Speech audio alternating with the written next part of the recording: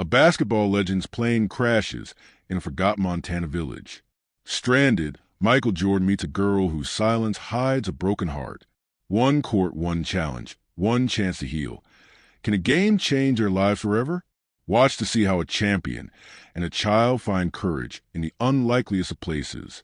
The private jet cut to the turbulent Montana sky like a silver arrow, its sleek frame trembling against a growing storm. Inside, Michael Jordan, widely regarded as the greatest basketball player to ever grace the court, sat in a luxurious leather seat, his gaze fixed on the endless expanse of dark pine forest below.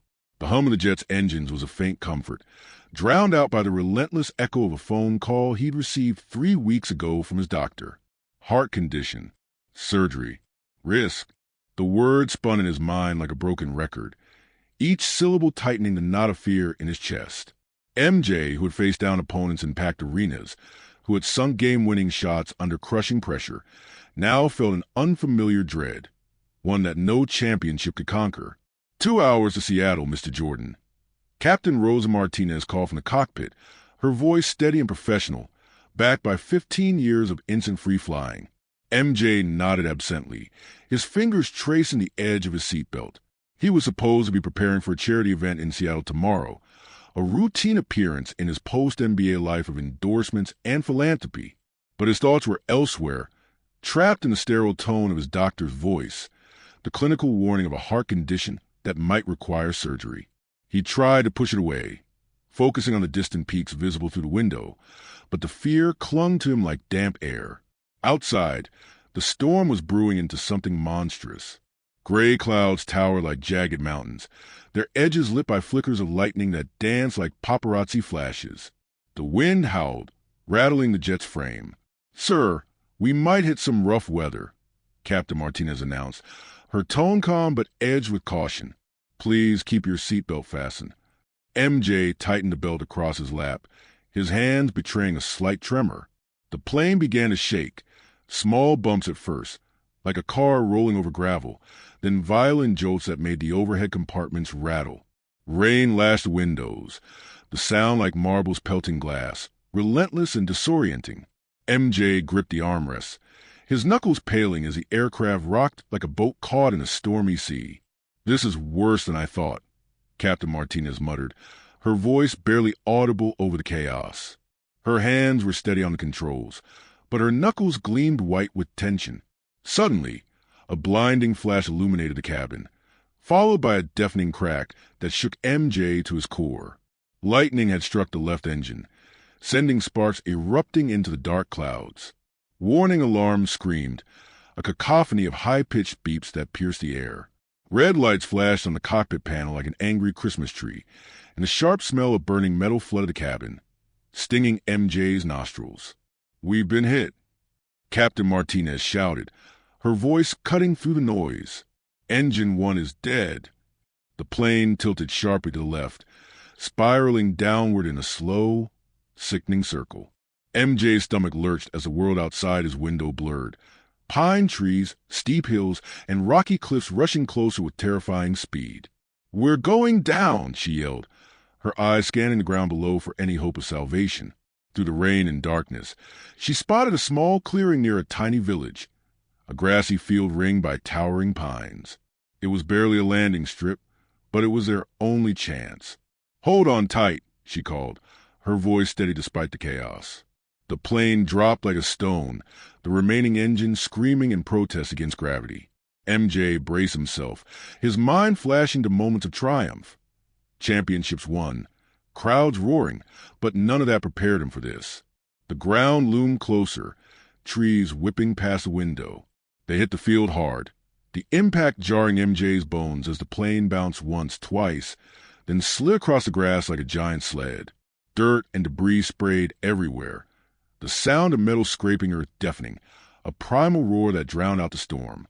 Finally, after what felt like an eternity, the plane shuddered to a stop, steam hissing from the mangled engine, smoke curling through the cabin. MJ sat frozen, his heart pounding so loudly he could hear it over the fading alarms. His hands shook, his tailored suit wrinkled and torn, but he was breathing, alive. "You okay?" Captain Martinez asked, turning in her seat, a small cut marked her forehead, blood trickling down. But her eyes were bright with relief, the mark of a pilot who just cheated death. "I think so." MJ croaked, his throat raw from the smoke. They unbuckled and climbed out, stepping into the cool, rain-soaked mountain air. The storm still raged, lightning illuminating the jagged peaks around them. MJ surveyed the scene. The crumpled jet, its wing half buried in mud, and beyond it, a small village, maybe 20 wooden houses along a single dirt road, mountains rising like protective walls. In the distance, figures emerged from the village, running toward the crash site. A tall man with gray hair led the group, his weathered face etched with concern, his boots sinking into the muddy field. Behind him came women, children, and elderly villagers, their expressions a mix of worry and curiosity. "Are you both okay?" the man asked, his voice gentle but strong as he eyed the smoking wreckage. "That was quite a crash. We heard it from the village." "We're alive, thanks to some incredible flying," MJ said, nodding toward Captain Martinez, who stood steady despite the cut on her face. "But our plane's not going anywhere soon." The man extended a hand, his grip firm. "I'm Mayor Elias Crowfeather. Welcome to Pine Creek, though I wish it were under better circumstances."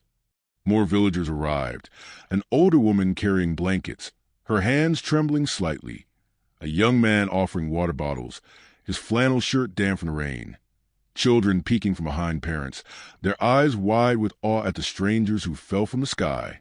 MJ's gaze caught on a small girl, maybe 12, standing apart from the group.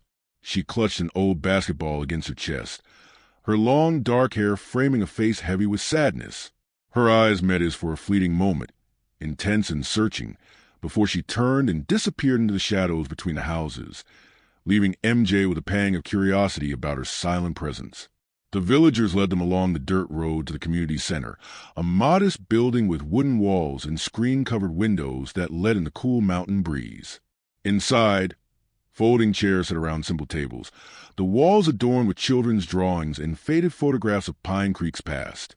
Dr. Sarah Blackwood, a young woman with kind eyes and professional air, introduced herself and set down a black medical bag. "Let's check you both," she said, her hands gentle but efficient. She cleaned the cut on Captain Martinez's forehead and checked MJ for injuries, bandaging a small gash on his arm. "You're very lucky," she said, her voice warm but serious. "Plane crashes don't usually end this well. How soon can we get help?" Captain Martinez asked, her pilot's instinct kicking in. "My radio's damaged, and I need to contact the airport." Mayor Crowfeather shook his head, his expression apologetic. "The storm knocked out our phone lines, and the mountain roads are washed out from the rain. It'll be at least 3 days, maybe more, before anyone can get in or out." MJ felt his heart sink. 3 days? His schedule was packed, meetings, endorsement deals, public appearances. His phone, dead from the crash, was useless here, with no electricity to charge it. He was stranded in a place far removed from his world of luxury jets and flashing cameras. Elena Crowfeather, the mayor's sister, served them steaming bowls of vegetable soup, the aroma of carrots and herbs filling the air. Warm, homemade bread and water from a well, cleaner than any bottle brand MJ had tasted. Followed. "We don't have fancy hotels," Elena said with a shy smile, "but we'll take care of you." As they ate, villagers stopped by, their voices warm with concern. A teacher, Mrs. Running Bear, brought extra clothes.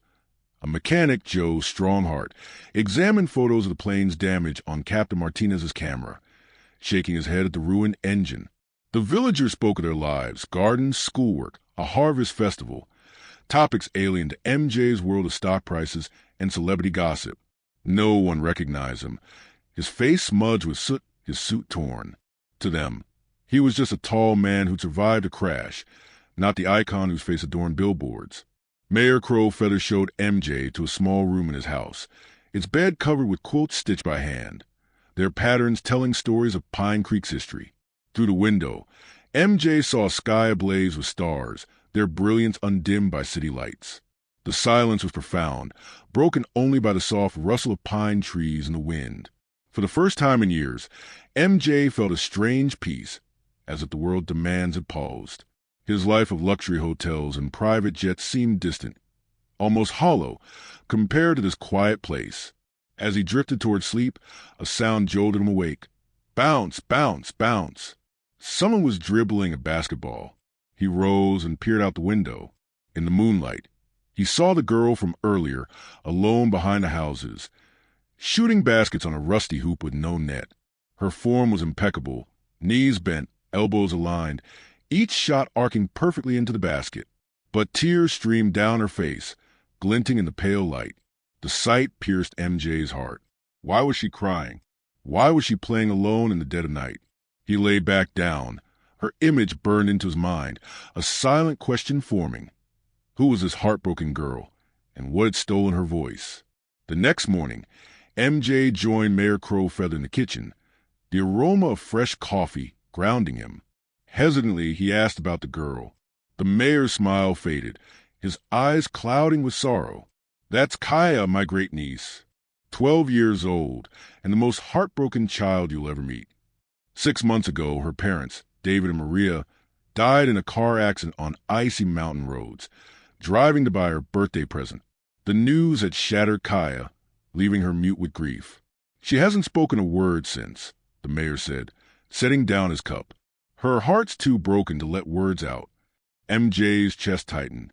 He'd faced many challenges, but nothing like this girl's pain. Elena, the mayor's sister, cared for Kaia, but even her love couldn't pierce the girl's silence. She just exists, the mayor said, his voice heavy.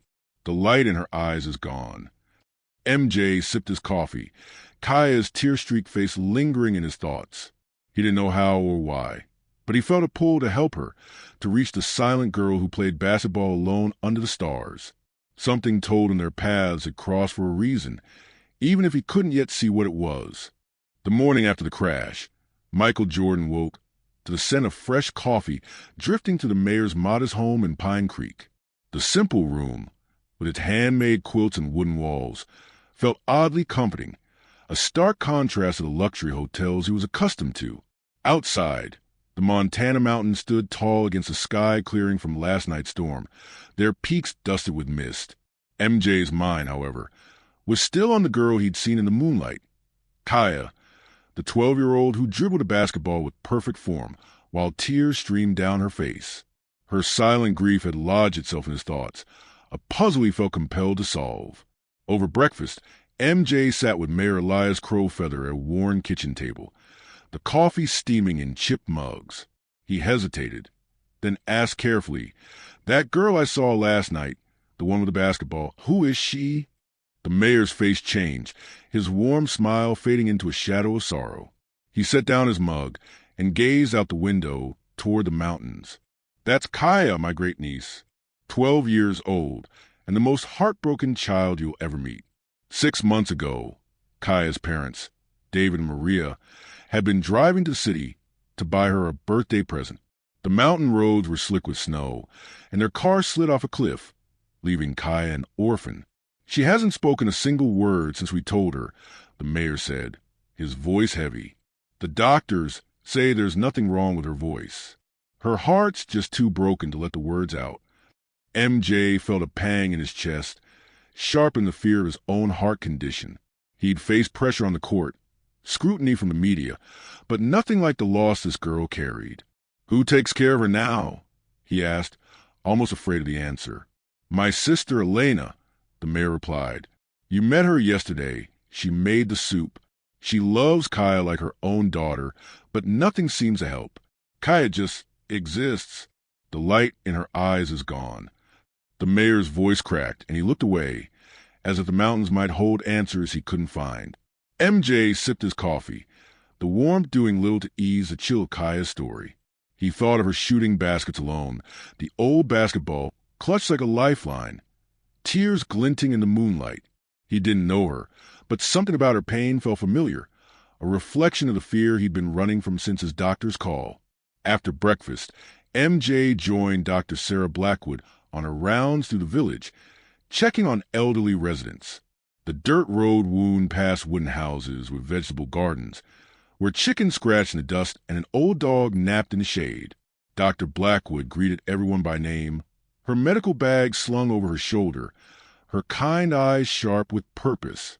As they walked, she shared more about Kaia's past, painting a picture of a girl who had once been the heart of Pine Creek.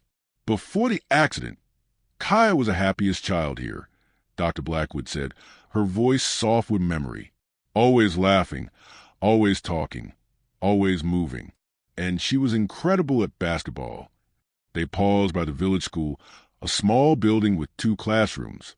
Behind it was a cracked concrete court, its rusty hoop bare of a net. Weeds sprouted through the fissures, but MJ could imagine it alive with children's shouts. Kaia was the star of our little team, Dr. Blackwood continued. We only have 8 kids in the school, but she could outplay children twice her age. High school coaches from the city were already asking about her. MJ studied the dilapidated court, picturing a young Kaia dribbling, her father coaching her through drills. Her father, David, taught her everything, Dr. Blackwood said. Every evening they'd practice here. He said she had magic in her hands. Her mother, Maria, taught younger children to read, and together, they saved every penny for Kaia's college fund, dreaming she'd be the first in their family to earn a degree. Basketball was going to be her ticket out of Pine Creek, Dr. Blackwood said, gesturing to the mountains that hemmed the village in. Most kids here never leave. There aren't many opportunities, but Kaia had the talent and grades to go anywhere. MJ nodded, his mind turning. Did she have college plans? David and Maria believed education was everything, Dr. Blackwood replied. They wanted her to have a better life. Kaia was going to be their legacy. She sighed, her eyes distant. Now that court's empty. Kaia only plays at night, alone, when she thinks no one's watching. They continued to Dr. Blackwood's clinic, a small room with basic equipment, bandages, a stethoscope, no high-tech machines. She explained how she left a job at a Denver hospital to serve Pine Creek. Why give up the city? MJ asked, curious. She smiled knowingly. Sometimes, helping one person who really needs you is worth more than helping 100 who already have everything. Her words lingered, stirring something in MJ. His life was filled with wealth and fame. Yet here, in this forgotten village, people seemed to find meaning in simpler things. As they walked back toward the mayor's house, MJ spotted Kaia in the distance, helping Elena hang clothes on a line. Even from afar, she looked small, fragile, her movements mechanical. She used to fill this village with laughter, Dr. Blackwood said quietly. Now her silence breaks everyone's hearts. That afternoon, MJ joined Elena in her garden, pulling carrots from the rich soil under the shadow of the mountains. The air smelled of earth and pine, a world away from Chicago's concrete and exhaust.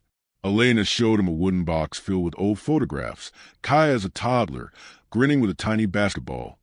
Kaia at 10, mid-shot on the court, her father beaming behind her. Kaia on her 11th birthday, blowing out candles as David and Maria stood proudly, their hands on her shoulders. This was 3 weeks before the accident, Elena said, her voice trembling. Look how happy she was. MJ studied the photo. Kaia's smile, so bright it seemed to light up the frame. I need you to keep hoping she'll smile like that again, Elena whispered, brushing a tear from her cheek. But I don't know how to help her heal. The weight of Kaia's loss settled over MJ. He'd never faced grief like hers, but he knew what it was to feel lost, to run from fear. His doctor's call had sent him fleeing to this remote place, and now, seeing Kaia's pain, he felt a strange connection, a shared sense of being adrift. As evening fell, MJ watched for Kaia, knowing she'd return to the court. Sure enough, as the sun dipped behind the mountains, she slipped out of Elena's house, clutching her father's basketball. MJ moved closer, staying in the shadows to avoid startling her. Under the dim glow of a lantern, Kaia shot basket after basket, her form perfect, knees bent, elbows aligned, follow through smooth. But each shot brought fresh tears, her face a mask of sorrow. MJ squinted at the ball, catching faded words in the moonlight. For Kaia loved Dad. His heart broke. She was playing to remember her father, crying for the parents who'd never see her shine. The sight stirred something deep in MJ. He'd faced countless challenges, Game-winning shots, media storms, a way to fame, but this was different. Kaia's pain was a challenge he couldn't walk away from. He didn't know her, but he knew basketball, and he knew what it meant to lose yourself in the game. Maybe, just maybe, he could use that to reach her. Back at the mayor's house, MJ lay on the simple bed, staring at the ceiling. The stars outside sparkled like diamonds, a reminder of how far he was from his usual world. He thought of Kaia's tears, her perfect shots, the love her parents had poured into her. His own fear, his heart condition, the looming surgery, felt smaller in comparison, but no less paralyzing. He'd been running from it, just as Kaia was trapped in her silence. What if he could help her find her voice again? What if, in doing so, he could face his own fears? By morning, MJ had a plan, risky, but worth trying. He'd use basketball to reach Kaia, to spark something in her broken heart. It might work or it might make things worse, but he had to try. He rose with nervous energy he hadn't felt since his NBA days, the kind that came before a high-stakes game. This wasn't about winning a championship. It was about helping the girl remember she was still alive. As he dressed in borrowed clothes from the mayor's son, simple jeans and a shirt, a far cry from his tailored suits, he felt a strange clarity. Pine Creek, with its quiet kindness, was already changing him. Now it was time to see if he could change Kaia's world, too.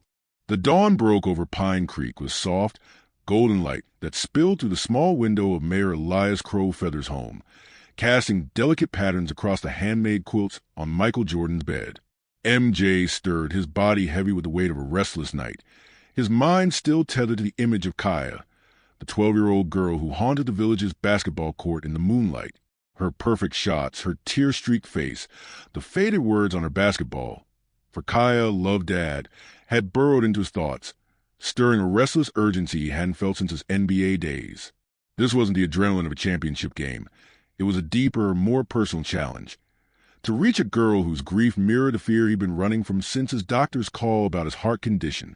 MJ rose, his muscles stiff from the crash 2 days ago, and stood at the window. The Montana mountains loomed against the sky clearing from the storm, their peaks shrouded in mist that glowed in the morning light. Pine Creek lay quiet below, its wooden houses nestled along a dirt road, smoke curling from chimneys as families began their day. The simplicity of it all, the chickens scratching in yards, the faint creak of a porch swing, felt like a world apart from his life of private jets and flashing cameras. Yet it was here in this forgotten village that MJ felt a strange clarity, a pull to do something meaningful for Kaia, whose silent pain had become a mirror to his own. Over breakfast, MJ sat with Mayor Crowfeather at a worn kitchen table, the aroma of fresh coffee mingling with the earthy scent of pine drifting through an open window.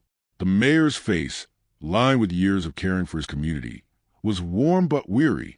MJ hesitated, his fingers tracing the rim of his chipped mug, then asked, "That girl I saw last night, the one with the basketball, who is she?"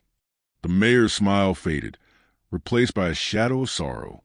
He set down his mug and gazed out at the mountains, as if seeking strength from their silent presence. "That's Kaia, my great-niece, 12 years old, and the most heartbroken child you will ever meet." His voice was low, heavy with grief. 6 months ago, Kaia's parents, David and Maria, had been driving to the city to buy her a birthday present. The mountain roads, slick with snow, had betrayed them, sending their car off a cliff. "She hasn't spoken a word since we told her," the mayor said, his eyes glistening. "The doctors say her voice is fine. Her heart's just too broken to let words out." MJ's chest tightened, a pang sharper than the fear of his own health issues. He'd faced countless challenges, clutch shots, media scrutiny, the weight of fame, but nothing like the loss Kaia carried. "Who takes care of her now?" he asked softly. "My sister, Elena," the mayor replied. "You met her. She made the soup. She loves Kaia like her own, but nothing reaches her. Kaia just exists. The light in her eyes is gone." The mayor's voice cracked, and he looked away, the mountains offering no solace. MJ sipped his coffee, the warmth doing little to ease the chill of Kaia's story. He saw her again in his mind, dribbling alone, tears falling as she shot basket after basket. Her pain felt like a call, a challenge he couldn't ignore. His own fear, his heart condition, the looming surgery, had driven him to this remote place, fleeing the life he knew. Now, Kaia's grief felt like a mirror, reflecting his own struggle to face the unknown. He didn't know how, but he had to help her. "I'd like to borrow some clothes," MJ said, breaking the silence. His tailored suit, torn and stained from the crash, marked him as an outsider. He wanted to blend in, to be just a man, not Michael Jordan. "Something simple, like what your son might wear." The mayor raised an eyebrow, curiosity flickering in his eyes. "Of course," he said, retrieving a pair of faded jeans and a flannel shirt from a closet. The fabric smelled faintly of cedar and thyme. "May I ask what you're planning?" MJ hesitated, then spoke honestly. "I'm going to try to help Kaia. I have an idea, but I'm not sure it'll work." The mayor studied him, concern etching deeper lines into his face. "She's been hurt so badly, Michael. Please, be gentle with her heart." "I will," MJ promised, his voice steady but his mind racing with doubt. He changed into the borrowed clothes, the rough denim and soft flannel grounding him. In a small mirror, he saw a stranger. No polished suit, no celebrity aura, just a tall man with soot-smudged skin and a mission. The anonymity was freeing, letting him focus on Kaia without the weight of fame. That afternoon, MJ walked to the village's basketball court behind the school, the cracked concrete slab baking under the summer sun. Weeds sprouted through fissures and the rusty hoop sagged without a net, but MJ could feel its history. Kaia's laughter, her father's voice coaching her through drills. He picked up an old basketball, half deflated and lumpy, left in the grass by the school kids. Holding it, he felt a surge of purpose. Then, in a move that would have stunned any sports fan, Michael Jordan began to play terribly. His first shot sailed over the rim, crashing into a wooden fence with a clatter. His second fell short, thudding into the dirt. The third struck the backboard side, bouncing into the weeds. MJ made it look natural, like a beginner trying desperately to succeed. He missed layups a child could make, dribbled the ball off his foot, even tripped over his own feet, landing in the dust with a grunt that drew giggles from nearby kids. Inside, he was laser-focused, every move calculated to provoke Kaia. He knew she was watching. Her grandmother's kitchen window was just across the field, where she often lingered, lost in her silence. Word spread like wildfire through Pine Creek's tight-knit community. Mrs. Running Bear, the school teacher, spotted MJ from a classroom window and whispered to Elena Crowfeather, who was hanging laundry. Elena told Dr. Sarah Blackwood, who paused her clinic work to peek out. Soon, villagers gathered, some on porches, others behind fences, watching the tall stranger's comical performance. Children laughed, hiding behind trees, while adults exchanged amused, puzzled glances. "Who is this guy?" a teenager muttered, shaking his head as MJ's shot nearly hit a wandering chicken. MJ kept up the act, sweat beading on his forehead from the effort of playing so poorly. He was Michael Jordan, who'd sunk thousands of perfect shots under pressure, yet here he was, deliberately failing to spark something in Kaia. Her love for basketball, buried beneath her grief, was his way in. He sensed her presence, her frustration growing with each awful shot. His plan hinged on her competitive spirit, the fire he glimpsed in her midnight practices. As the sun dipped toward the mountains, casting long shadows across the court, Kaia appeared. She stood 20 feet away, partially hidden behind a wooden fence, her arms crossed tightly. Her dark eyes burned with irritation as MJ's latest shot, a wild arc that missed the rim entirely, rolled toward her feet. She stared at it, then at MJ. Without thinking, she picked it up, her hands finding the perfect grip, her stance balanced like a seasoned player. For a fleeting moment, her talent shone, but then she froze, setting the ball down as if it burned her. "Thanks," MJ called gently, walking over. He held the ball, studying it like a puzzle. "This is harder than it looks." He met her eyes, keeping his tone soft. "I've seen you practice at night. Your form's way better than mine. Maybe you could show me how it's done." Kaia shook her head, her expression guarded, and started to walk away. MJ's heart sank, but he tried a new tactic, hoping to ignite her competitive spirit. "I bet you think you're better than me at basketball," he said, his voice light with a playful challenge. But you're probably too scared to prove it. Kaia stopped, turning slowly.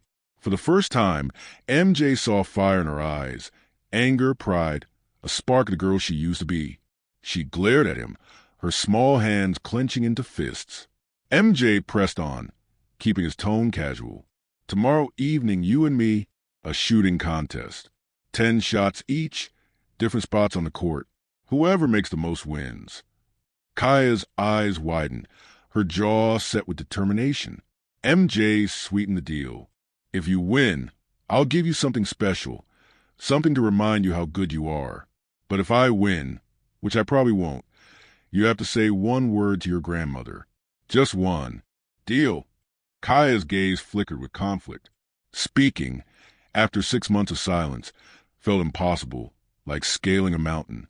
But the challenge stirred something deep within her, a flicker of the competitive fire her father had nurtured. MJ held his breath, watching her mind race. Finally, she nodded, a single, deliberate motion. Yes. Great, MJ said, his smile warm but his heart pounding.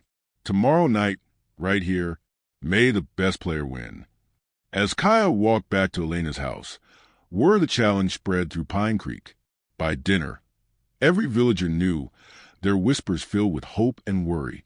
Dr. Blackwood pulled MJ aside, her face lined with concern. Are you sure about this? Kaia is so fragile. If this goes wrong. I understand the risk, MJ said, his voice steady but his mind uncertain. She needs something to fight for, to remember she's still alive. What if she beats you? Dr. Blackwood asked. What's this special something? MJ smiled mysteriously. Something that means a lot to me. Something about never giving up. That night, MJ lay in bed, the quilts heavy with Pine Creek's quiet kindness. Outside, he heard Kaia practicing, bounce, bounce, bounce, but tonight there were no tears. Her shots were focused, determined, swish, swish, swish. MJ's plan was working, but doubt crept in. What if Kaia was good enough to beat him? What would losing do to her fragile heart? As the stars shone above, he realized this contest was about more than basketball. It was about helping Kaia find her way back to life. The sun dipped low over Pine Creek, painting the Montana sky in hues of orange and purple, as the village gathered around the cracked basketball court behind the school. The air buzzed with anticipation, a rare energy for this quiet community of 20 homes. Children perched on parents' shoulders, giggling with excitement, while elderly villagers like Mrs. Running Bear brought folding chairs, settling in with blankets against the evening chill. Teenagers leaned against fence posts, whispering about the mysterious tall stranger who'd challenged their Kaia to a shooting contest. The court, with its weathered concrete and rusty hoop, seemed transformed by the crowd's presence, alive with hope for the silent girl who hadn't spoken in 6 months. Michael Jordan stood at the edge of the court, dressed in the mayor's son's faded jeans and flannel shirt, his heart pounding with a nervous energy he hadn't felt since his NBA playoff days. This wasn't about fame or championships. It was about reaching Kaia, the 12-year-old whose tearful midnight practices had stirred something deep within him. His plan to play poorly, to draw her out with challenge, had worked. She'd agreed to the contest. But now, as the village gathered, MJ felt the weight of her fragile heart. One wrong move could deepen her pain, and yet he believed this moment could spark the light she'd lost. Mayor Elias Crow feather stepped forward, his gray hair catching the fading sunlight, and raised a hand to quiet the crowd. We're here for a friendly shooting contest, he announced, his voice warm but serious. 10 shots each, from different spots on the court. Most baskets wins. Let's cheer for both our players, Kaia Crowfeather and our guest Michael. The villagers clapped, their applause a mix of curiosity and hope. No one knew MJ's true identity. His face still smudged with soot from the crash, his fame hidden beneath borrowed clothes. Kaia stepped onto the court, clutching her father's old basketball, its faded inscription, for Kaia loved Dad, barely visible in the dimming light. She wore her father's oversized jersey, the sleeves hanging past her elbows, her dark hair tied back. Her eyes, usually heavy with grief, held a flicker of determination, a spark MJ had hoped to ignite. She glanced at the crowd, Elena, her grandmother, watching with tearful pride. Dr. Sarah Blackwood, clutching her medical bag. Joe Strongheart, the mechanic, giving her a thumbs up. These were the people who'd held her through her darkest days, and now they were here, believing in her. MJ nodded to Kaia, offering a gentle smile. "You ready?" he asked, keeping his tone light. She nodded back, her jaw set, and the contest began. Mayor Crow Feather tossed Kaia the ball first, and the village fell silent, the only sound the rustle of pine trees and the distant call of an owl. Kaia stepped to the free throw line, her movements deliberate, echoing her father's rituals. She dribbled 3 times, her small hand steady on the ball, and took a deep breath. Her shot arced through the air, smooth and precise. Swish. The ball sailed through the hoop, clean and perfect. The crowd erupted, children cheering, adults clapping with wide smiles. Kaia's face remained focused, but MJ caught a fleeting softness in her eyes, a hint of the girl she used to be. MJ took his turn, deliberately adjusting his stance to look awkward, knees too stiff, elbows misaligned. He shot, and the ball bounced off the rim's edge, clattering to the ground. The crowd gasped, some laughing at the miss, others murmuring in surprise. MJ shrugged theatrically, playing the part of a clumsy beginner. "Tough game," he said, loud enough for Kaia to hear, hoping to stoke her competitive fire. They moved to different spots, mid-range, top of the key, corner shots. Kaia's form was flawless, each shot a testament to her father's coaching. She dribbled 3 times before every attempt, her eyes locked on the hoop, her body moving with a grace that belied her age. Swish, swish, swish. By her 5th shot, she'd made 4, the crowd roaring with each basket. MJ, meanwhile, missed more than he made, his shots carefully calculated to look believable, too short, too wide, one even airballing spectacularly. The score stood at 4-2, Kaia leading, and the village's excitement grew, their cheers a warm cocoon around the girl who'd been silent for so long. MJ watched Kaia closely, noting the way her shoulders relaxed with each successful shot, the way her lips twitched as if fighting a smile. The court, cracked and worn, was becoming her stage, a place where she could be more than her grief. But he also saw her glance at the crowd. Mrs. Running Bear, who'd helped with math, Joe, who'd fixed her bike, Dr. Blackwood, who'd held her hand after the accident. These people were her family now, and their love was pulling her back, shot by shot. On her 8th shot, Kaia paused, her eyes scanning the faces around her. The village held its breath, sensing the weight of the moment. She dribbled, her father's ritual grounding her, and shot. Swish. The crowd exploded, children jumping, Elena wiping tears. Kaia's score climbed to 7-3, MJ trailing deliberately. He missed his 8th shot, the ball bouncing off the rim's front, and shook his head with a grin. "You're making me look bad," he called to Kaia, hoping to draw her out further. As Kaia lined up her 9th shot, the sky darkened, stars beginning to peek through the twilight. The lantern light cast soft shadows across her face, illuminating the determination in her eyes. She dribbled, glanced at Elena, then at MJ, and shot. Swish. The crowd's roar shook the court, a sound that seemed to echo off the mountains. Kaia was 1 shot away from winning, and MJ could see the spark growing in her, the girl who loved basketball emerging from the shadows of her loss. MJ took his 9th shot, missing on purpose, the ball rolling into the grass. "Looks like you're going to beat me," he said, smiling warmly. "You're really good, Kaia." The crowd murmured, sensing the contest was more than a game. It was about Kaia believing in herself again. Kaia stepped up for her final shot, the score 8-4. The village leaned forward, their breath held in collective hope. She dribbled 3 times, her father's basketball steady in her hands. She looked at MJ, her eyes narrowing suddenly, as if seeing through his act. She paused, the ball still, and spoke, her voice soft but clear. "You're not really bad at basketball, are you?" The crowd gasped, stunned not just by her words, the first she'd spoken in 6 months, but by her perceptiveness. MJ froze, caught off guard. Her voice, though quiet, carried a strength that pierced the evening air. He saw the hurt in her eyes, the realization that he'd been pretending. There was no going back now. MJ took a deep breath, his heart racing. "No," he admitted, his voice low but honest. "I'm not bad at basketball." Kaia's eyes locked on his, searching. "Then who are you really?" The village fell silent, every ear straining to hear. MJ stepped closer, his borrowed clothes suddenly feeling too small for the truth he was about to reveal. "My name is Michael Jordan." The crowd erupted in a wave of gasps and whispers. "Michael Jordan?" a teenager shouted, disbelief in his voice. Mrs. Running Bear clutched Elena's arm, murmuring, "The basketball player?" Mayor Crow Feather stared, his mouth open, as villagers began comparing MJ to faded images in their minds, magazine covers, TV highlights. The tall stranger, the clumsy shooter, was the greatest basketball player of all time. Kaia, however, looked betrayed, her small hands tightening around the ball. "You lied to me," she said, her voice breaking. "You pretended to be bad, so I think I was beating someone great. It was all fake." Her words cut MJ like a knife. In trying to help, he'd broken her fragile trust. He knelt to her level, his eyes meeting hers. "You're right," he said softly. "I lied about my skills.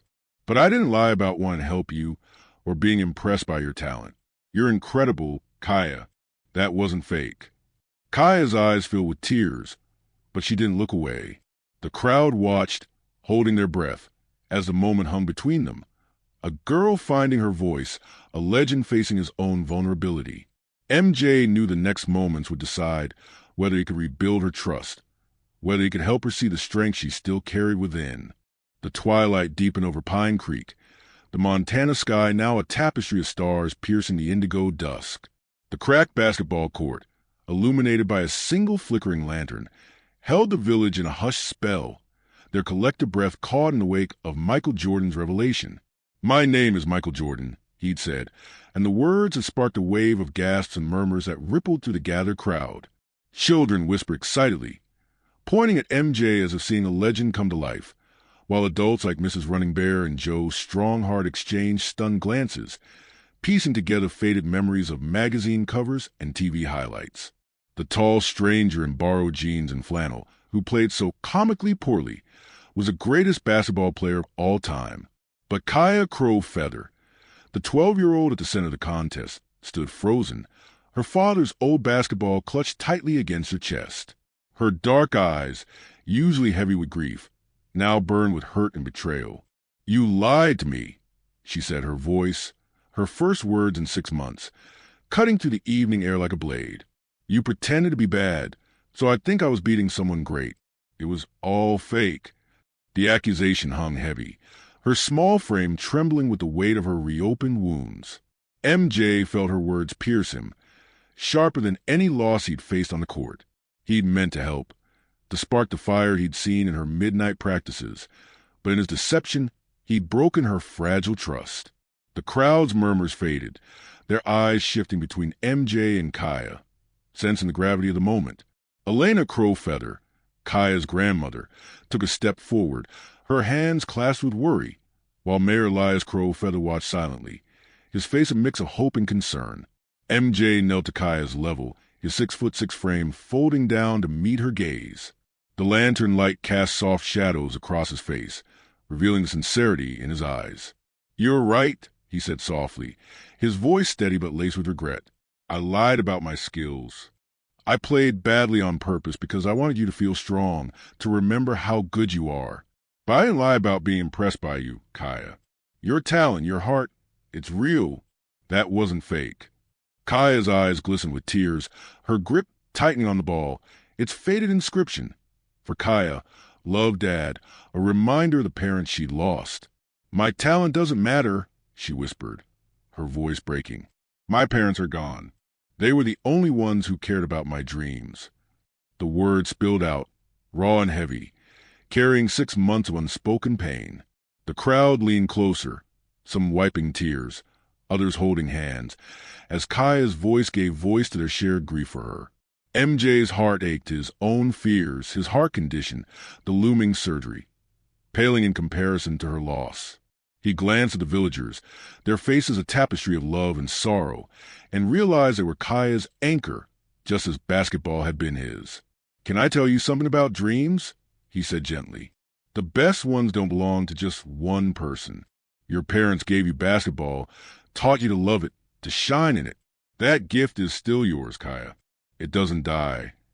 He gestured to the crowd, his hand sweeping toward Elena, Dr. Sarah Blackwood, and the others. Look at them. Look how happy they are, because you played tonight. Your shots, your courage, they brought this village together. Your dreams matter to them now, too. Kaia followed his gaze, her eyes lingered on Elena's tearful smile, Mrs. Running Bear's proud nod, Joe's Strongheart's encouraging grin. The love in their faces was palpable, a warmth that seemed to thaw the edges of her frozen heart.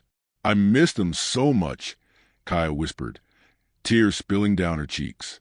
She clutched the ball tighter, as if it could bring her parents back. I know, MJ said, his voice soft but firm. Missing them means you love them deeply. But giving up on basketball, on your dreams, that doesn't honor them. Playing, being brave, shining like you did tonight, that's how you keep them alive in you. He paused, letting his words settle. You're not alone, Kaia. This village is your family now. Kaia's tears fell faster, but she didn't look away. The crowd stood silent, their presence a quiet strength. Elena stepped closer, her hands outstretched, but Kaia's eyes stayed on MJ, searching for something to hold on to. Will you show me how good I could really be? She asked, her voice small but resolute. MJ's heart swelled, a mix of relief and responsibility washing over him. I'd be honored, he said, his smile genuine. But first, I need to tell everyone something. He stood, facing the villagers, who leaned forward, eager for his words. The lantern flickered, casting a warm glow over the court. 3 weeks ago, I got a call that changed my life. He began, his voice carrying over the quiet crowd. My doctor found a heart condition. Serious, maybe requiring surgery. For the first time in my life, I was scared. The villagers gasped softly, Dr. Blackwood's eyes sharpening with medical curiosity. MJ continued, his voice steady despite the vulnerability. I faced tough opponents, high-stakes games, but this was different. I panicked. I jumped on my jet, told Captain Martinez to fly somewhere quiet, somewhere I could escape. That's why we were over Pine Creek when we crashed. Elena touched his arm, her eyes kind. And instead of hiding, you found us. I found Kaia, MJ corrected, looking at the girl, watching her struggle, seeing her play through her pain, showed me I was wasting my healthy days running from fear. She helped me see that being brave means doing the right thing, even when you're scared. He pulled a satellite phone from his pocket. It's screen dark, but functional. Tomorrow, I'll call my doctors and schedule whatever I need to face this. The crowd murmured approval, some nodding, others whispering words of encouragement. Dr. Blackwood stepped forward, her voice professional but warm. Have you talked to your doctor since the crash? Heart conditions can be unpredictable. Not yet, MJ admitted, his eyes dropping briefly. I was too scared. But watching Kaia speak tonight, play like a champion, that showed me I need to face my problems, not hide from them. Kaia looked up at him, her tears slowing, a flicker of pride in her eyes. MJ knelt again, his voice low. You asked me to help you, Kaia, but I want to do more. I'm going to start something big, something to help kids like you chase their dreams. He turned to the crowd, his voice rising. I'm launching the Jordan Foundation Scholarship for Rural Athletes, and Kaia, you're the first recipient. The villagers gasped, their eyes wide with disbelief. Elena clutched the mayor's arm, her face a mix of shock and hope. What does that mean? Dr. Blackwood asked, her practical mind cutting through the excitement. It means professional training, tutoring, and a full college scholarship, MJ said. We'll bring coaches here to Pine Creek, build a new court, provide equipment. Kaia will train right here with her family. He looked at Elena, addressing her worry. She stays with you, grows up with you all, but gets the tools to chase her dreams. Mrs. Running Bear raised a hand, her voice trembling. What about her education? She's so bright. Tutors will come here, MJ assured, the best we can find. She'll be ready for any college she chooses, Duke, Stanford, anywhere. The crowd erupted in cheers, children clapping, adults hugging each other. Kaia's eyes widened, her grip on the ball loosening as she processed MJ's words. "Why us?" Mayor Crow Feather asked, his voice thick with emotion. "Why Pine Creek?" MJ smiled, his gaze sweeping the village. "Because you reminded me why basketball matters. Not for fame or money, but for bringing people together. You gave me kindness when I was a stranger, when I needed it most. This is my way of giving back." He turned to Kaia, his voice softening. "There's one condition. After college, you come back to Pine Creek and coach other kids. Help them chase their dreams like your parents wanted for you." Kaia's eyes shone with tears, but this time they were different, hopeful, determined. "I promise," she said, her voice clear and strong, the second time she'd spoken that night. The crowd gasped again, Elena sobbing openly, Dr. Blackwood smiling through tears. MJ reached into his pocket, pulling out a small velvet box. He opened it, revealing one of the 6 NBA championship rings, its gold gleaming in the lantern light. "This is a loan," he said, placing it in Kaia's trembling hands. "Keep it while you chase your dreams. When you come back to coach, you give it back to me." Kaia stared at the ring, its weight heavy with meaning. "What if I lose it?" she whispered, her voice barely audible. "You won't," MJ said, his smile warm. "Champions don't lose what matters most. And you, Kaia, are champion." The crowd erupted in cheers, the sound echoing off the mountains. Kaia clutched the ring, her eyes bright with a spark the village hadn't seen since before the accident. MJ stood, his heart full, knowing he'd taken a first step in helping Kaia heal and in facing his own fears. The stars glittered above Pine Creek, their brilliance a stark contrast to the single lantern illuminating the cracked basketball court behind the school. The crowd from the shooting contest had lingered, their faces still alight with the shock of Michael Jordan's revelation and Kaia's first words in 6 months. The air was thick with emotion, the village humming with a renewed sense of hope for their beloved 12-year-old, whose silent grief had weighed on them all. MJ stood beside Kaia, the weight of his NBA championship ring now in her small hands, a symbol of the promise he'd made, to help her chase her dreams and honor her parents' legacy. Kaia's eyes, still glistening with tears, held a new spark, a flicker of the girl who once filled Pine Creek with laughter. "Will you show me how good I could really be?" she'd asked, her voice steady despite the months of silence. MJ had promised, and now, under Montana sky, he was ready to begin. The crowd watched, their present a quiet encouragement, as MJ gestured to the court. "Let's start now," he said, his voice warm but firm. "One lesson, just you and me." Kaia nodded, clutching her father's basketball, its faded inscription, for Kaia, love Dad, a constant reminder of her loss and her strength. The villagers settled around the court, some sitting on the grass, others leaning against a wooden fence, their faces a mix of awe and pride. Elena Crow Feather, Kaia's grandmother, wiped tears from her cheeks, her hands clasped tightly. Dr. Sarah Blackwood stood nearby, her medical bag at her feet, watching with a smile that spoke of relief. Mayor Elias Crow Feather, his gray hair catching the starlight, nodded approvingly, sensing this moment was a turning point for his great niece. MJ picked up the old, lumpy ball they'd used in the contest, its texture rough against his palms. He bounced it gently, the familiar thump grounding him. "Basketball's more than shooting," he began, his voice carrying the authority of a champion. "It's about seeing the game, feeling it. Let's work on your footwork first." He showed Kaia how to pivot, his long legs demonstrating quick, precise movements that made him untouchable on the court. "Use your size," he said, noting her small frame. "You're quick, Kaia. That's your advantage." Kaia listened intently, her eyes locked on MJ's every move. She mimicked his stance, her sneakers scuffing the cracked concrete, her body adapting with a natural grace. MJ noticed her quick learning, the way her hands instinctively adjusted to the ball's weight. "My dad said I had magic in my hands," she said softly, her voice a quiet gift of the night. "He was right," MJ replied, smiling, "but magic only works if you believe in it. You've got the talent. Now let's build confidence." He taught her a crossover dribble, showing how to shift her weight to fake out opponents. Kaia tried it, her first attempt clumsy but her second smoother, her small hands moving with precision. The crowd murmured approval. Children whispering excitedly, adults nodding at her progress. MJ saw the spark in her eyes grow, a flicker of joy breaking through her grief. They moved to defense, MJ showing her how to stay low.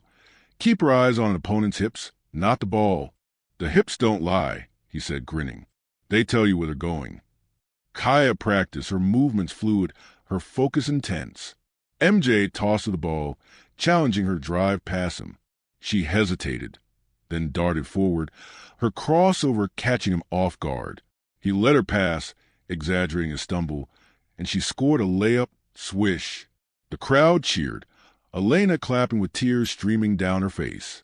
Dr. Blackwood whispered to Elena, "She's not the same broken girl anymore." Elena nodded, her voice thick. Her parents are watching, so proud. MJ taught Kaia how to read the court, to anticipate plays like a chess master. "Basketball's like music," he said, dribbling in rhythm.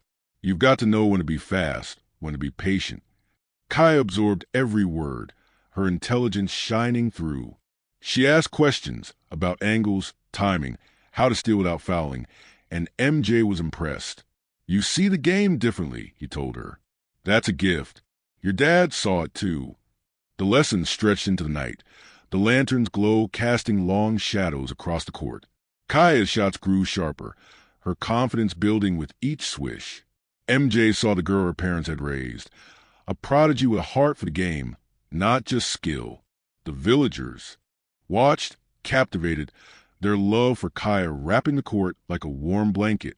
MJ felt it, too, a sense of purpose he hadn't known since retiring. Helping Kaia wasn't just about basketball. It was about giving her a reason to keep going. As the lesson ended, MJ sat with Kaia on the court's edge, the cool concrete grounding them. The crowd began to disperse, their whispers filled with hope. "You're a natural," MJ said, his voice soft. "Your parents gave you something special, and you're honoring them every time you play." Kaia looked at the championship ring in her hand, its gold catching the starlight. "I want to make them proud," she said, her voice stronger now. "But it's hard without them." MJ nodded, his own fears, his heart condition, the surgery looming, surfacing. "I get it," he said. "I'm scared, too. But seeing you out here, playing through your pain, makes me want to face my own challenges." Kaia tilted her head, curious. "You're Michael Jordan. What are you scared of?" He chuckled, the sound bittersweet. "Even champions get scared. That call from my doctor, it shook me. But you, Kaia, you're showing me what courage looks like." She smiled, a small but genuine smile, the first MJ had seen, and it warmed him like the Montana sun. The next morning, the village buzzed with preparations for MJ and Captain Rosa Martinez's departure. A helicopter was due to arrive, the storm-damaged road still impassable, but the skies clear enough for rescue.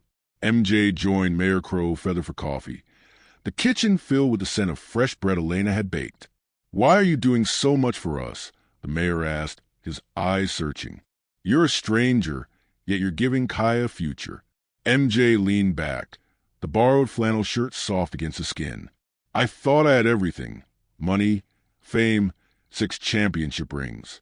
But when I got that call about my heart, none of it mattered.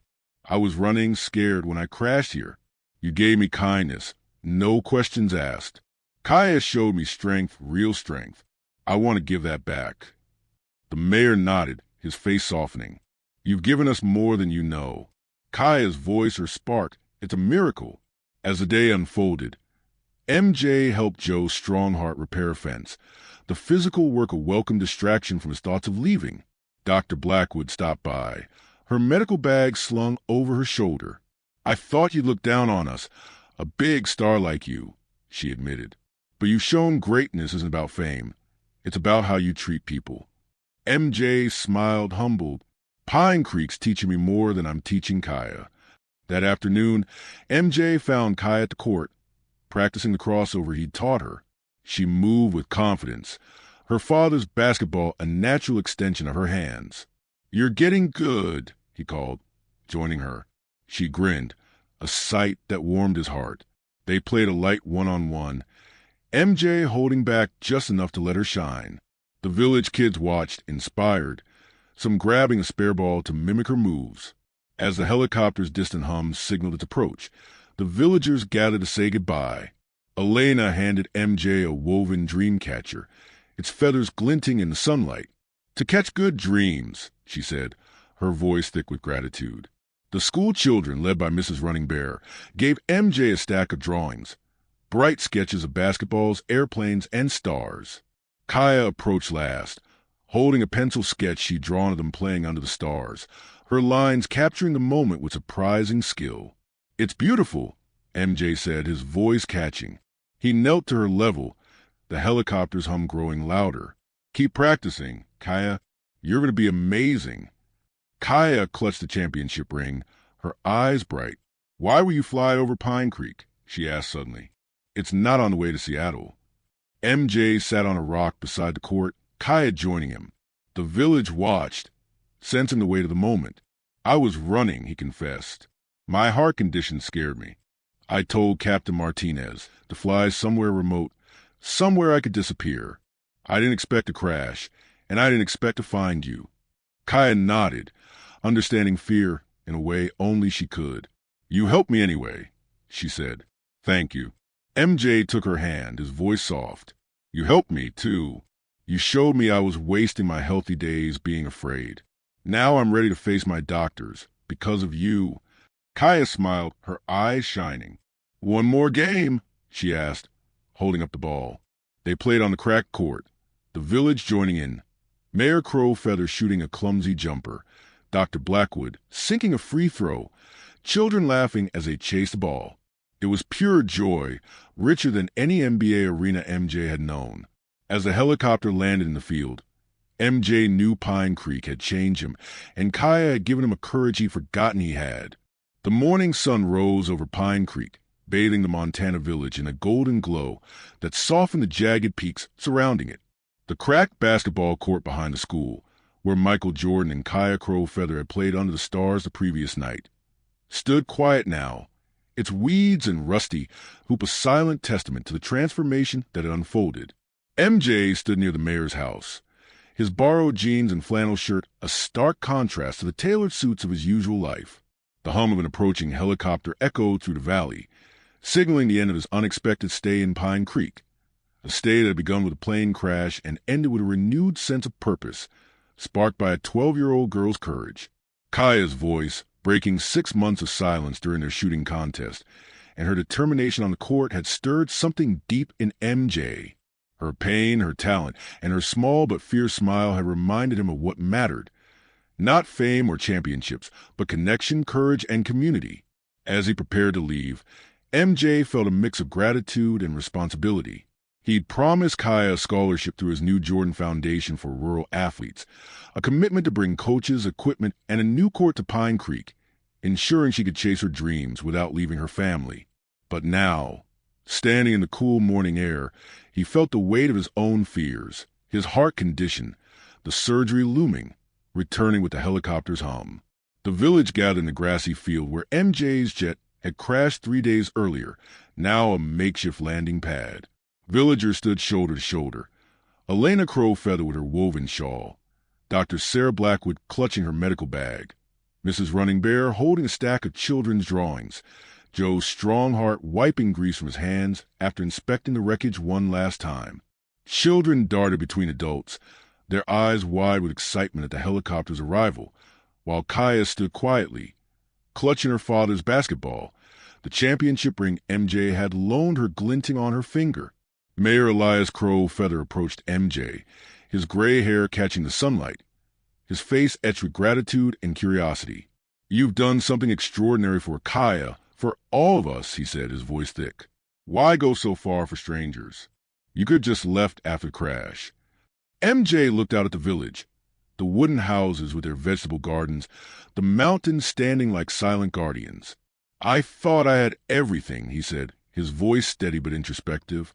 "Money, fame, 6 championship rings. But when my doctor called about my heart condition, all that felt empty. I was running, scared, when I crashed here. You gave me kindness, no questions asked. Kaia showed me strength, real strength, the kind that faces pain and keeps going. I want to give that back. The mayor nodded, his eyes glistening. You've given us a miracle. Kaia's voice, her spark. It's more than we dared hope for. Elena stepped forward, her hands trembling as she handed MJ a woven dream catcher, its feathers shimmering in the morning light. To catch good dreams, she said, her voice breaking. You've given Kaia hers back. Thank you. MJ took it, the soft fibers brushing his fingers, and felt a lump in his throat. The dream catcher was simple, like Pine Creek, but it carried the weight of their gratitude. The school children, led by Mrs. Running Bear, approached next, offering a stack of colorful drawings. Basketballs soaring, airplanes landing, stars shining over court. The kids made these for you, Mrs. Running Bear said, her voice warm. They'll never forget this week. MJ flipped through the sketches, each one capturing a moment of his time in Pine Creek, with childlike wonder. One drawing of a tall man and a small girl playing basketball under a starry sky caught his eye. Kaia had drawn it, her pencil lines precise, her talent extending beyond the court. It's beautiful, MJ said, kneeling to Kaia's level. Her dark eyes met his, no longer heavy with grief, but bright with possibility. Keep practicing, Kaia. You're going to be amazing. Kaia clutched the championship ring. It's gold heavy with meaning. Why will you fly over Pine Creek? She asked suddenly, her voice clear and curious. It's not on the way to Seattle. MJ sat on a rock near the court, gesturing for Kaia to join him. The village watched, sensing the moment's weight. I was running, he confessed, his voice low. My heart condition scared me. I told Captain Rosa Martinez to fly somewhere remote, somewhere I could hide from my problems. I didn't expect to crash, and I didn't expect to find you. Kaia nodded, her young face wise beyond her years. She understood fear, having lived in its shadow since her parents' accident. You helped me anyway, she said softly. Thank you. MJ took her hand, his voice warm. You helped me, too. You showed me I was wasting my healthy days being afraid. Because of you, I'm ready to call my doctors and face whatever comes next. Kaia's lips curved into a small smile, her second in as many days. One more game? She asked, holding up her father's basketball. The village laughed, the tension breaking like a wave. MJ and Kaia played a quick one-on-one on the cracked court, their movements light and joyful. Mayor Crowfeather joined in, attempting a clumsy jumper that missed wildly, drawing cheers. Dr. Blackwood sank a free throw, her precision surprising everyone, while children chased the ball, their laughter echoing off the mountains. It was a moment of pure connection, richer than any NBA arena MJ had known, a reminder why he loved basketball, not for the spotlight, but for the way it brought people together. As the helicopter touched down, kicking up dust and grass, Captain Martinez joined MJ, her forehead bandage a reminder of their shared ordeal. You sure know how to make an exit, she said, grinning. MJ chuckled, but his eyes stayed on Kaia, who stood with Elena, the dream catcher in drawings in his hands, a weighty reminder of his promise. Dr. Blackwood approached, her practical nature cutting through the emotion. You'll call your doctors as soon as you're back? She asked, her tone both professional and caring. First thing, MJ promised. Kaia's courage showed me I can't run anymore. The villagers gathered closer, their faces a mix of gratitude and sadness at his departure. MJ raised his voice, addressing them all. These 3 days changed my life. You reminded me what matters. Family, community, never giving up. I'll be back, not as a stranger, but as a friend. Kaia stepped forward, hugging MJ tightly, her small arms fierce. Promise you'll be brave with your doctors, she said, her voice steady. I promise, MJ replied, his throat tight. And you promise to keep playing for your parents. I promise, Kaia said, her eyes shining with determination. As MJ and Captain Martinez boarded the helicopter, the village waved, their figures growing smaller as the aircraft lifted off. Pine Creek shrank below, its wooden houses and cracked court nestled against the mountains like a secret kept safe. MJ clutched the dream catcher and drawings, his heart full. This village had become his sanctuary, and Kaia had shown him a courage he'd forgotten he had. In Denver, MJ wasted no time. He sat in a quiet hotel room, the city's lights a stark contrast to Pine Creek stars, and dialed his doctor. "I'm ready for the surgery," he said, his voice firm. "Whatever it takes. I'm not scared anymore." The doctor outlined the procedure, a high-risk operation to address his heart condition. But MJ felt a calm resolve, inspired by a 12-year-old who'd face her own fears on a crack court. 3 months later, MJ's surgery was a success. His heart, now stronger, felt lighter, too, as if Pine Creek had mended more than just his body. He called Kaia from his recovery room, her voice crackling through the satellite phone. "My heart's healthy," he told her, smiling. "The doctors say I'm good as new." "I knew it," Kaia said, her voice vibrant with pride. "Coach White's here now. She's amazing. Says I've improved more in 3 months than most kids do in years. The new court's almost done, too." MJ's heart swelled.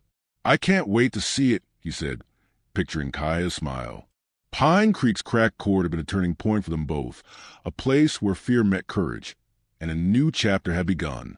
The autumn sun hung low over the Montana mountains, casting a warm golden glow across Pine Creek as a helicopter descended onto a newly built airstrip. Michael Jordan stepped out, his heart lighter than it had been 3 months ago, when his plane had crashed in this very valley. His surgery, a high-risk procedure to address his heart condition, had been a success, and the doctor's words, "You're good as new," still echoed in his mind. But it wasn't just his heart that felt mended.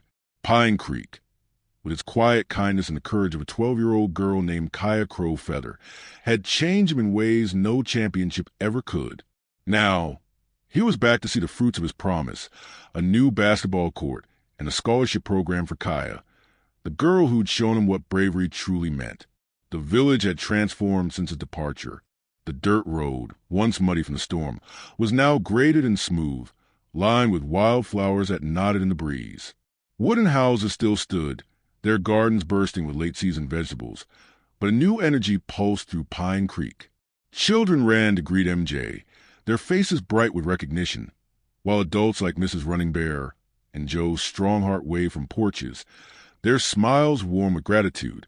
The airstrip, a gift from MJ's foundation to ensure easier access, gleamed with fresh gravel, a symbol of the connection he'd forged with this remote community. MJ's eyes sought the heart of the village, the David and Maria Memorial Court, named for Kaia's late parents. As he approached, his breath caught. The cracked concrete slab he'd played on was gone, replaced by a pristine hardwood court, its lines crisp and white, its glass backboard sparkling in the sunlight. New nets hung from gleaming hoops, swaying gently in the wind. A small grandstand stood to one side, already filled with villagers eager for the court's unveiling. The court was a masterpiece, rivaling any NBA practice facility, yet it nestled perfectly against the mountains, as if it had always belonged.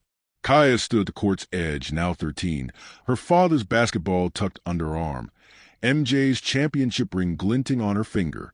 She wore a new Pine Creek jersey, its blue fabric emblazoned with her name, a gift from Coach Jennifer White, the professional trainer MJ had hired.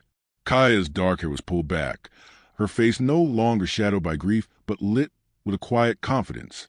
Beside her stood Coach White, a former college player with a sharp eye and a warm smile, who'd arrived a month ago to begin Kaia's training. The village buzzed with excitement, children clutching new basketballs donated by MJ's foundation, their chatter filling the air. "Welcome back, Michael," Mayor Elias Crowfeather called, striding forward with a grin. His gray hair gleamed and his eyes sparkled with pride. "You kept your promise, and then some." He gestured to the court, the airstrip, the new equipment stacked in a shed nearby. Basketballs, cones, training gear, all part of the Jordan Foundation for rural athletes. MJ shook his hand, his heart full. "This is just the start," he said. "Kaia's the first, but this court's for every kid in Pine Creek who dreams big." He scanned the crowd, spotting Elena Crowfeather, her shawl vibrant with woven patterns, and Dr. Sarah Blackwood, her medical bag at her feet, both smiling with tears in their eyes. Kaia approached, her steps light but purposeful. "You're back," she said, her voice stronger now, no longer a fragile whisper. "The court's amazing. Coach White says I'm getting better every day." MJ knelt to her level, his smile wide. "I heard you're out shooting everyone," he said, glancing at Coach White, who nodded proudly. "Show me what you've got." The village gathered for Court's unveiling. A ribbon stretched across its entrance. Mayor Crowfeather handed MJ a pair of oversized scissors, but MJ shook his head. "This is Kaia's court," he said, passing the scissors to her. "You do the honors." Kaia hesitated, then took the scissors, her hand steady. The crowd cheered as she cut the ribbon, the red fabric fluttering to the ground. Children rushed onto the court, dribbling new basketballs, their laughter echoing off the mountains. Kaia led MJ to the free throw line, where Coach White had set up a drill. "Let's show them what you've learned," MJ said, tossing her the ball. Kaia dribbled, her movements fluid, her crossover sharper than MJ remembered. She faked left, then drove right, her small frame darting past an imaginary defender. Her layup was perfect. Swish, and the crowd roared. Coach White clapped, calling out, "That's my star." MJ joined in, demonstrating a fadeaway jumper, then guiding Kaia through the motion. The autumn sun hung low over the Montana mountains, casting a warm golden glow across Pine Creek as a helicopter descended onto a newly built airstrip. Michael Jordan stepped out, his heart lighter than it had been 3 months ago, when his plane had crashed in this very valley. His surgery, a high-risk procedure to address his heart condition, had been a success, and the doctor's words, "You're good as new," still echoed in his mind. But it wasn't just his heart that felt mended. Pine Creek, with its quiet kindness and the courage of a 12-year-old girl named Kaia Crowfeather, had changed him in ways no championship ever could. Now, he was back to see the fruits of his promise, a new basketball court and a scholarship program for Kaia, the girl who'd shown him what bravery truly meant. The village had transformed since his departure. The dirt road, once muddy from the storm, was now graded and smooth, lined with wildflowers that nodded in the breeze. Wooden houses still stood, their gardens bursting with late-season vegetables, but a new energy pulsed through Pine Creek. Children ran to greet MJ, their faces bright with recognition, while adults like Mrs. Running Bear and Joe Strongheart waved from porches, their smiles warm with gratitude. The airstrip, a gift from MJ's foundation to ensure easier access, gleamed with fresh gravel, a symbol of the connection he'd forged with this remote community. MJ's eyes sought the heart of the village, the David and Maria Memorial Court, named for Kaia's late parents. As he approached, his breath caught. The cracked concrete slab he'd played on was gone, replaced by a pristine hardwood court, its lines crisp and white, its glass backboard sparkling in the sunlight. New nets hung from gleaming hoops, swaying gently in the wind. A small grandstand stood to one side, already filled with villagers eager for court's unveiling. The court was a masterpiece, rivaling any NBA practice facility, yet it nestled perfectly against the mountains, as if it had always belonged. Kaia stood at the court's edge, now 13, her father's basketball tucked under her arm, MJ's championship ring glinting on her finger. She wore a new Pine Creek jersey, its blue fabric emblazoned with her name, a gift from Coach Jennifer White, the professional trainer MJ had hired. Kaia's dark hair was pulled back, her face no longer shadowed by grief, but lit with a quiet confidence. Beside her stood Coach White, a former college player with a sharp eye and a warm smile, who'd arrived a month ago to begin Kaia's training. The village buzzed with excitement, children clutching new basketballs donated by MJ's foundation, their chatter filling the air. "Welcome back, Michael." Mayor Elias Crowfeather called, striding forward with a grin. His gray hair gleamed, and his eyes sparkled with pride. "You kept your promise, and then some." He gestured to the court, the airstrip, the new equipment stacked in a shed nearby. Basketballs, cones, training gear, all part of the Jordan Foundation for rural athletes. MJ shook his hand, his heart full. "This is just the start," he said. "Kaia's the first, but this court's for every kid in Pine Creek who dreams big."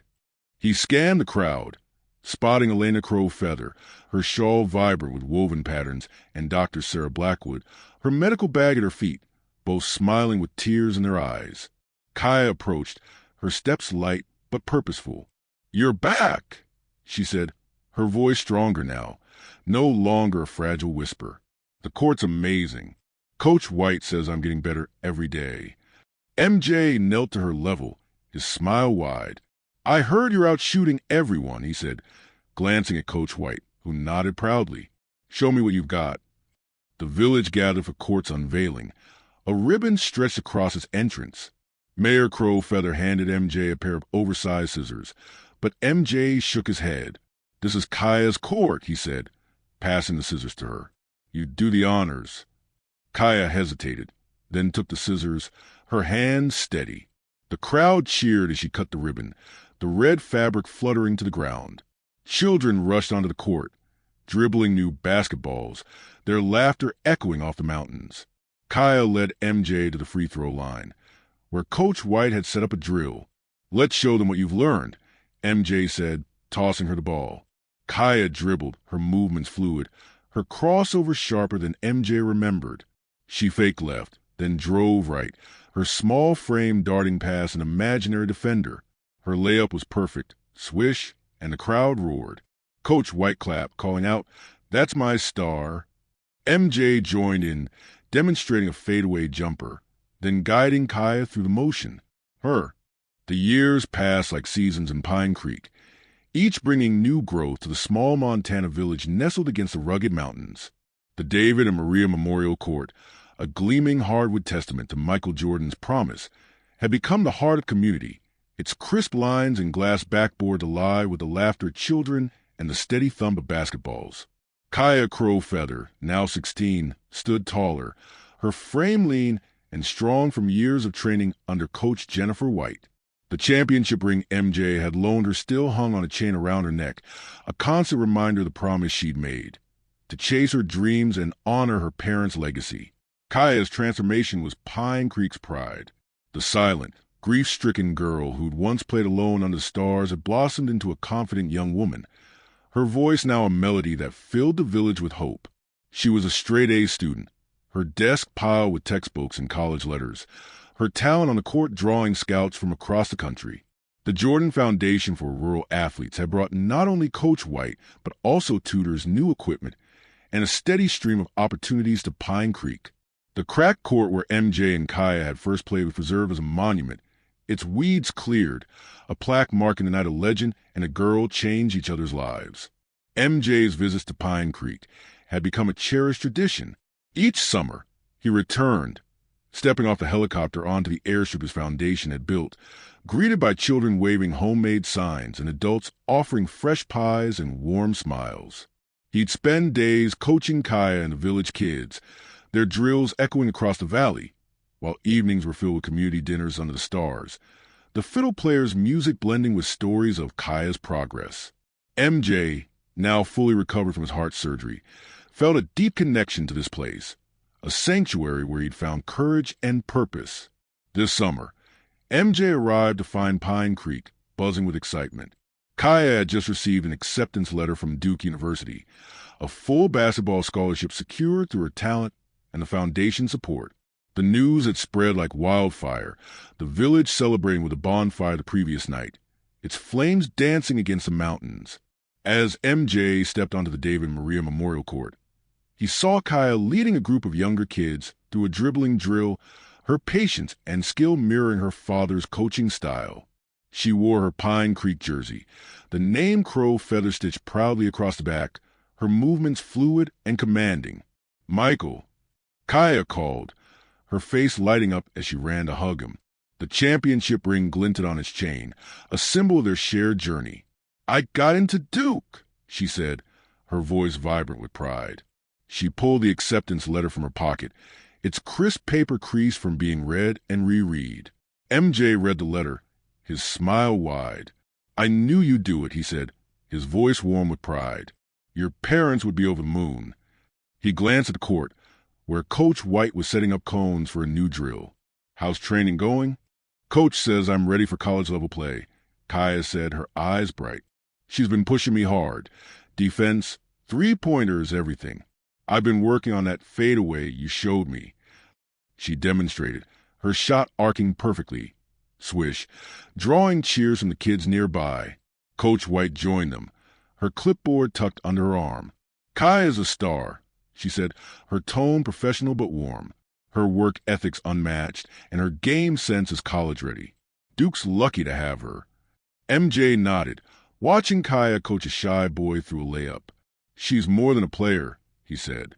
"She's a leader." He saw her parents in her.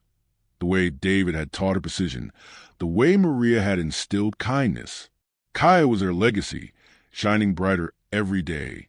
The village gathered that evening for a celebration on the court, tables laden with Elena's homemade bread, venison stew, and wild berry pies. Lanterns hung from the grandstand, casting a warm glow over the crowd. Mayor Elias Crow Feather raised a glass of cider, his gray hair now streaked with more white, his voice steady. "To Kaia, our pride, and to Michael, who gave us this court and so much more," he said. The villagers cheered, their applause echoing off the mountains. Elena approached MJ, her shawl vibrant in the lantern light. "You've given Kaia a future," she said, her voice thick with gratitude. "She's not just surviving, she's thriving." She handed MJ a new dream catcher, its beads glinting like stars. "For your dreams," she said, "and for always being part of ours." Dr. Sarah Blackwood joined them, her practical demeanor softened by the night's joy. "The foundation's changed Pine Creek," she said. "Kids are dreaming of college now, not just Kaia. We've got 2 boys applying to engineering programs, and a girl wants to be a doctor like me." MJ's heart swelled, the weight of his promise to Pine Creek, now a source of pride. "You all changed me first," he said, his eyes on Kaia, who was laughing with friends. "I was running from my fears when I crashed here. Kaia's courage showed me how to face them." Later, MJ and Kaia walked to the old cracked court, its plaque gleaming under the stars.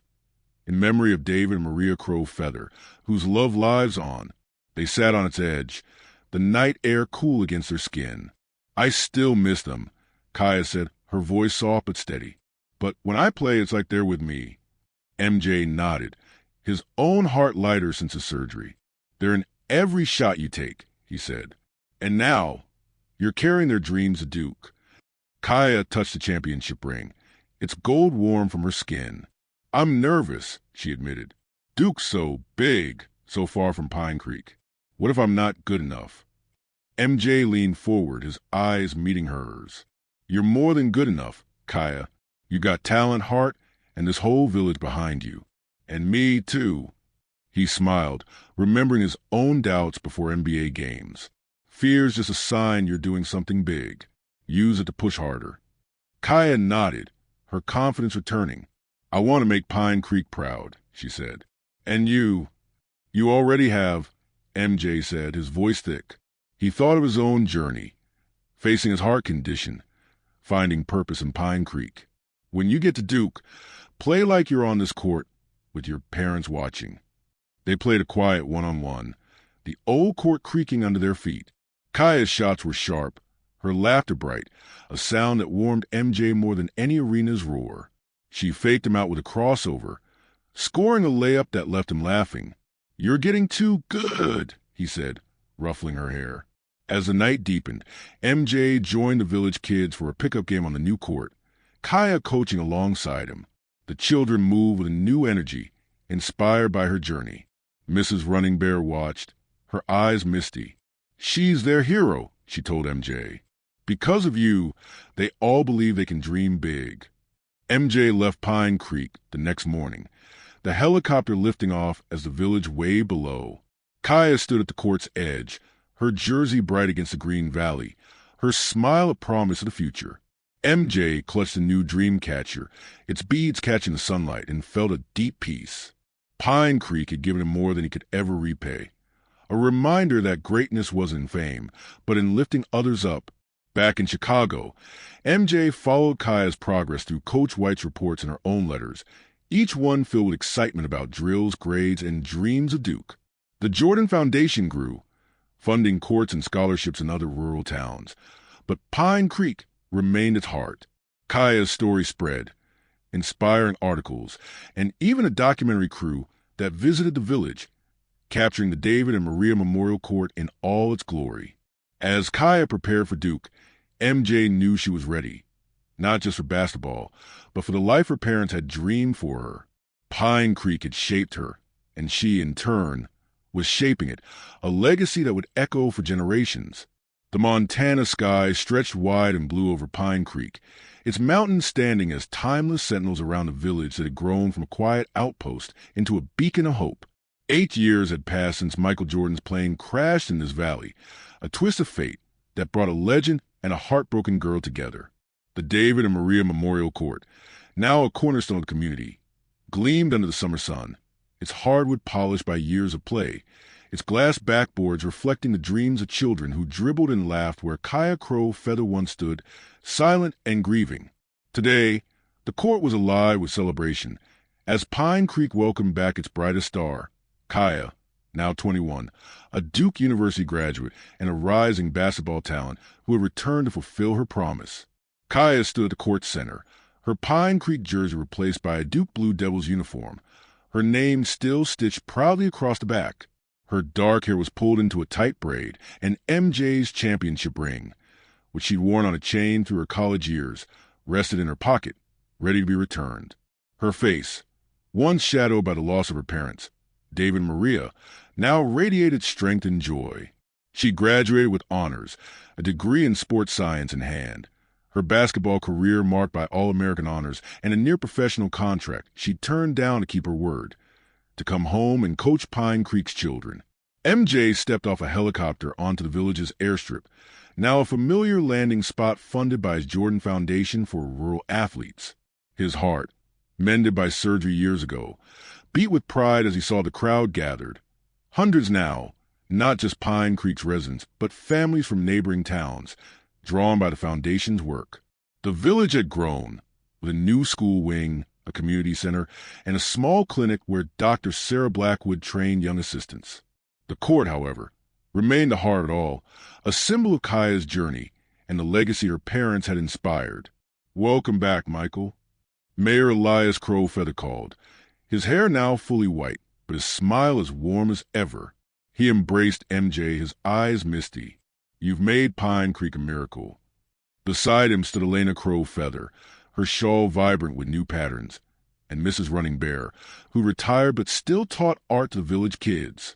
Joe Strongheart, now running a mechanic shop with his son, waved from the crowd, his grease-stained hands a testament to his tireless work.